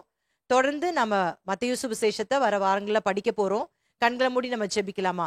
அன்பும் இரக்கமுள்ள நல்ல தகப்பனே, இந்த மாலை வேளைக்காக நன்றி செலுத்துகிறோம். இந்த நாளிலே நாங்கள் கேட்ட சத்தியத்தின்படி நடக்க எங்களுக்கு பலன் தாரும். உமக்கே எல்லா மகிமையும் நாங்கள் செலுத்துகிறோம். இயேசுவின் மூலம் ஜெபிக்கிறோம் எங்கள் நல்ல பிதாவே, ஆமேன். கர்த்தர் உங்களை ஆசீர்வதிப்பார். இன்றைக்கு மத்தேயு சுவிசேஷத்துல மத்தேயு 19ஆம் அதிகாரத்தை படிக்க போறோம். இது எந்த பகுதியில வருகிறது? செயல்கள், டீட்ஸ். தலைப்பு என்ன? இயேசு திருமணம், விவாகரத்து, ஐஸ்வர்யம், சீஷத்துவம் பற்றி கற்றுக் கொடுக்கிறார். மத்தேயு தன்னுடைய புத்தகத்திலே ஒரு பிரசங்கம் முடிஞ்சிருச்சு அப்படின்றதுக்கு என்ன வார்த்தையை பயன்படுத்துவார்? ஆனால் இப்பொழுது தன்னுடைய இந்த பணியை அவர் நிறைவேற்றுவதற்காக மிக முக்கியமான ஒரு நேரத்திற்குள் அவர் வந்திருக்கிறார். End of his mission. மத்தேயு புத்தகத்தை பொறுத்த மட்டிலே இதனுடைய 2 கட்டங்களை திரும்ப நினைவுபடுத்துகிறேன். இயேசு நல்லா வசமா மாட்டிக்கிட்டாரு அப்படின்னு சொல்லிட்டு இப்ப 2 கூட்டமும் என்ன பண்ணிட்டு இருப்பாங்க, பாத்துக்கிட்டே இருக்காங்க. சோ இதன் மத்தியில தான் இயேசு அந்த 2வது பதிலை கொடுக்கிறார். மோசே இப்படி சொல்லியிருக்கிறாரே அப்படின்னு சொன்னதுக்கு ஜீசஸ் கன்க்ளூஷன் டுவர்ட்ஸ் டிவோர்ஸ். 21ஆம் நூற்றாண்டில் வாழ்கிற கிறிஸ்தவர்கள் விவாகரத்து செய்யலாமா? திருமணங்களில் விரிசல் வரும்போது அதை எப்படி கிறிஸ்தவர்கள் கையாள வேண்டும்? இதுல இருந்து நான் மொத்தமா உங்களுக்கு கன்க்ளூட் பண்ணி ஒரு முடிவை சொல்றேன். ஏன் அதற்கு ரீசன் என்ன போடப்பட்டிருக்கிறது? அப்ப நான் உங்களுக்கு இன்னைக்கு ஆலோசனையா கொடுக்க போறேன். ஒருவேளை திருமணம் ஆகாமல் இந்த செய்தியை நீங்க கேட்டுட்டு இருந்தீங்கன்னா, பெற்றோர் உங்க பிள்ளைகளுக்கு திருமணம் பார்த்துட்டு இருக்கீங்கன்னா, இத ஒரு சிப்பா நீங்க பயன்படுத்திக்கோங்க. இதை விட்டுட்டு இங்க ஒரு பயங்கரமான முடிவை சீஷர்கள் எடுக்கிறாங்க. திருமணம் செய்து கொள்ளாதவர்கள், இவர்களை பற்றி 3 கேட்டகரியில சொல்றதை பார்க்கணும். இதை தேவ ஒத்தாசையோடு கூட நம்ம என்ன செய்யணும்? இதை கடைபிடிக்க வேண்டும். முதலாவது உங்க பிள்ளைகளை தேவ சமூகத்திலே நீங்கள் என்ன செய்யணும்? கூட்டிட்டு வரணும். எதற்காக? இயேசு அவர்களை ஆசீர்வதிக்கிறார்.